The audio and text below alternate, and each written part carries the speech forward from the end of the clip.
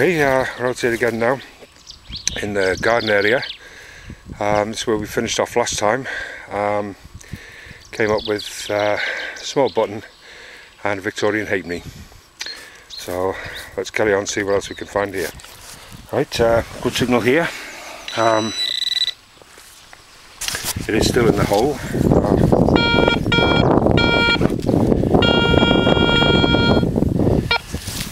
So let's see if we can find it. And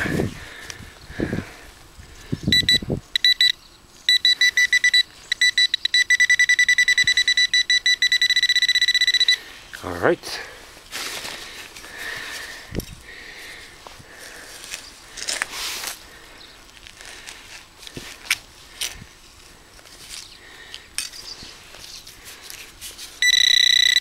Nope, still there.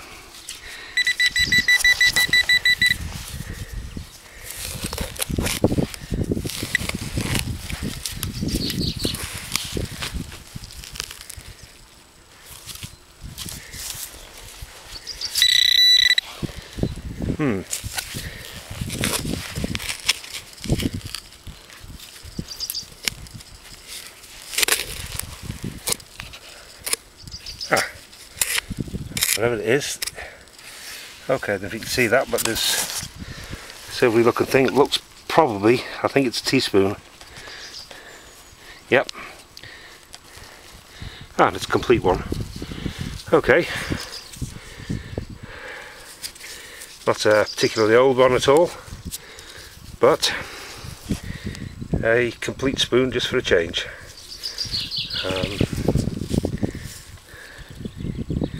Yeah, I think it's plated. Okay, let's see what else we got then.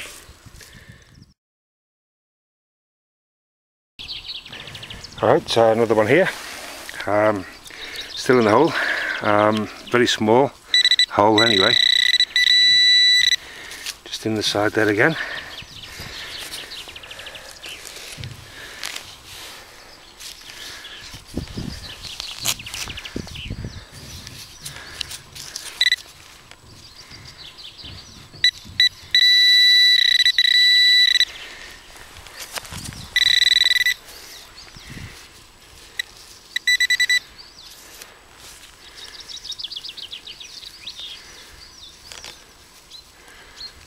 Okay, whatever this is again, I think very small. Not a huge amount of anything here at all. Come on, now where are you?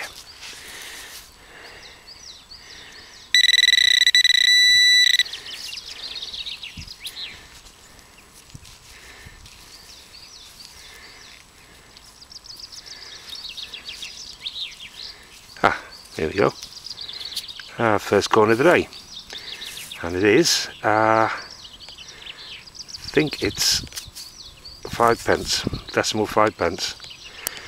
Okay, but first coin of the day nevertheless, so there we go. Let's see what else we got. Right, another good signal here.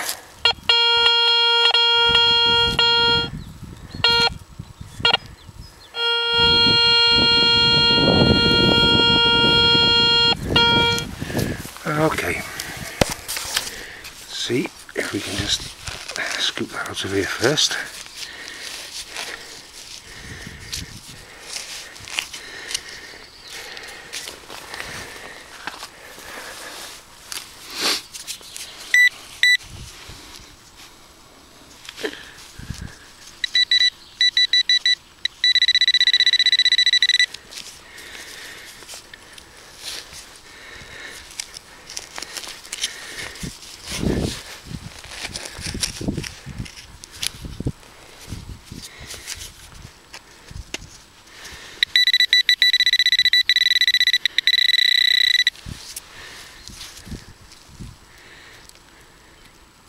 Okay, second coin of the day, and it's another 5p decimal.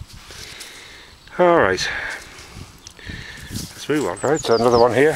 This one we did manage to get out, and it is apparently in here somewhere.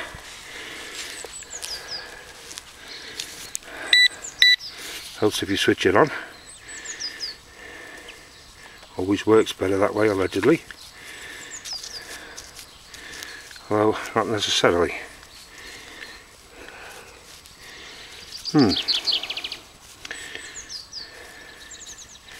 Strange. Okay.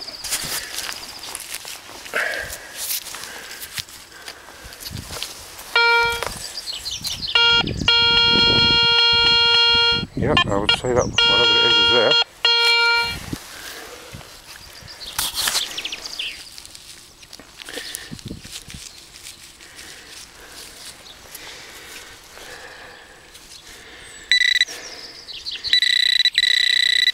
Or here even. Oh, alright, here we go again, third coin of the day, and yet another 5p decimal. Right, let's carry on then. Another good signal here. Pinpointed it perfectly because it's actually lying at the bottom of the sod here. Looks like a, I don't know, bottle top maybe. Some sort of top. Or manufactured tag of something or other. Okay, we'll put it in the scrap pile for now, I think, and check it out later. Alright, let's see what else there is then.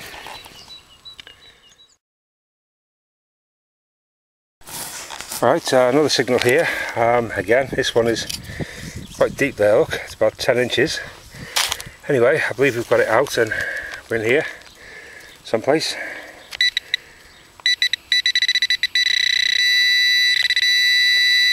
Okay.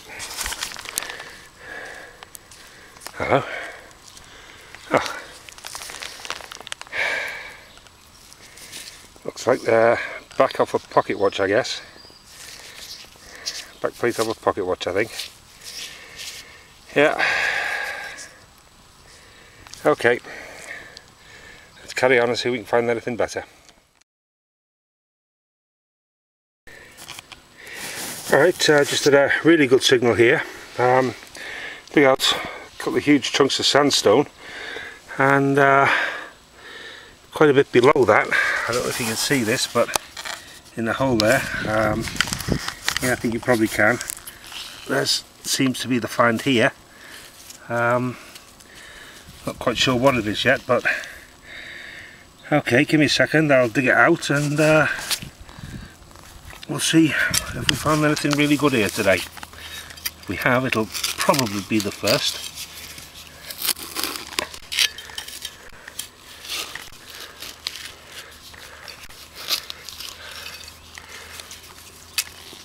I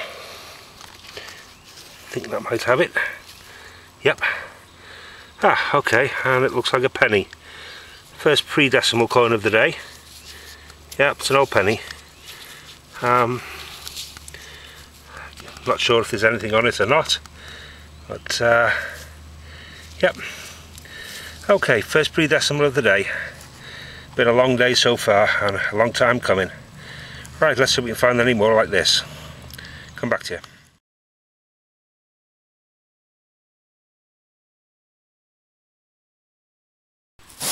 Alright, just got a pretty good signal here. It was quite deep and it's come out and it's actually here. Camera on it, yeah, nothing spectacular, an old copper doorknob. So, okay, let's carry on, see what else we can find. Alright, just got another nice signal here, very shallow. It's just on the edge of the back here, and scooped out a little bit of soil on the top, but it looks like a coin. Yep, not sure, kind of a coin, but it's a coin. Okay, I will clean that up and come back to you if it's anything.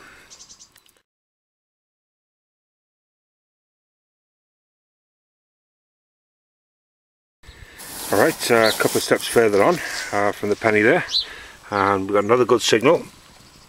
I believe I can actually see it here. I think it's another coin. Yep. Yep, another coin, and yes, I think it's another penny. Again, Not sure if I've got a date or anything else on it, but yeah, pretty sure that's a penny, possibly Victorian, probably Victorian. Okay, 2 coins in a matter of a few minutes. Nice stuff. Let's carry on and see what else we can find.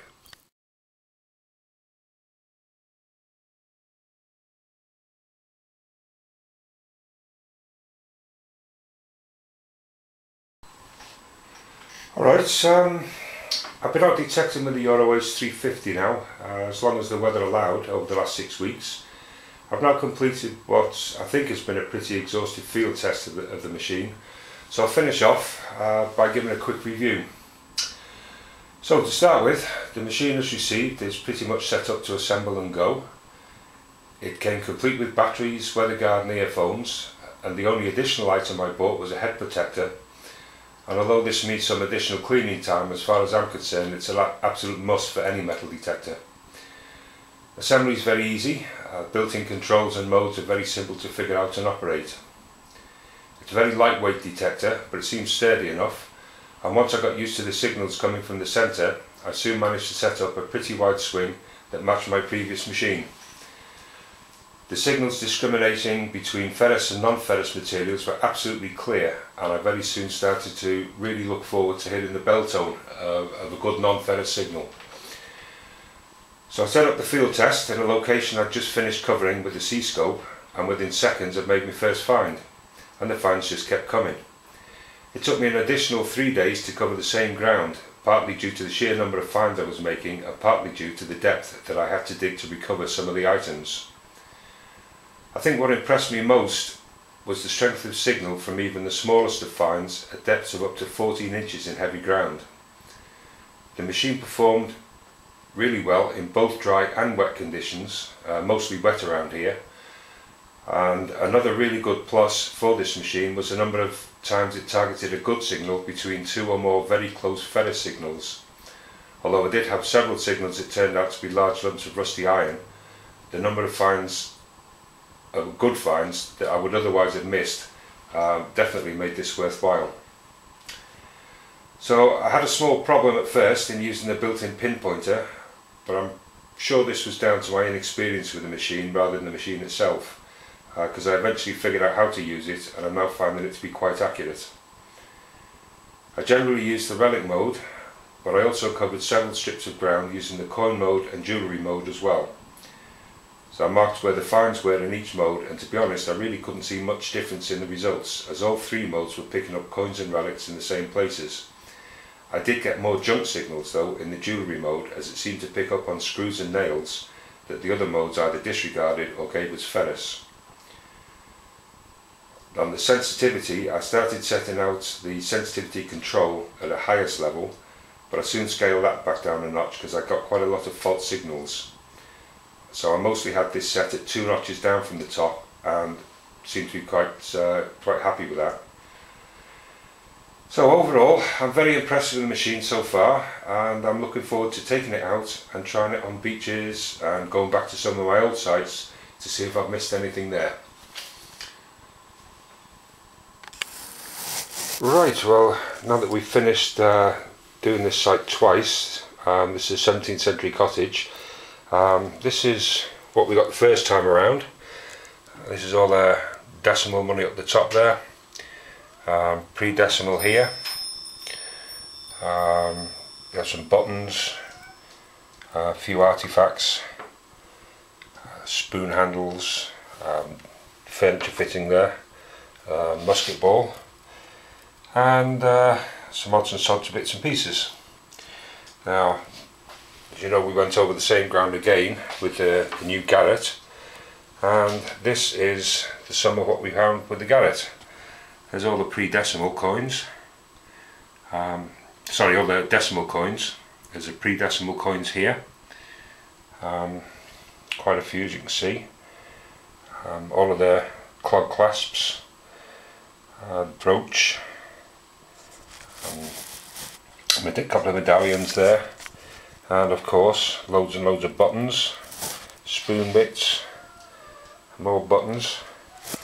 Then we've got the bigger artifacts over here, which came out. We also have all the furniture fittings. These I've grouped together because they actually belong together. They were all found separately, but they're all part of the same furniture fitting set, which is 18th, 19th century. This is the cameo brooch holder. We didn't find the cameo yet. The big key, buckles, the arrowheads, more some musket balls, spoons there, and the lumps of lead, and then of course all the various scrap bits here, bits of pottery there, lead, all kinds of stuff here. So basically, all in all, it was, if you look at the whole thing, and if I can get it all in the camera there, yeah, just about. It was a pretty good couple of weeks on there. Okay, so that's the finance in there, and hope the next one's at least as productive, and we'll come back to you when we're on the next site, as soon as the weather changes. Okay, thanks for watching. Catch you next time.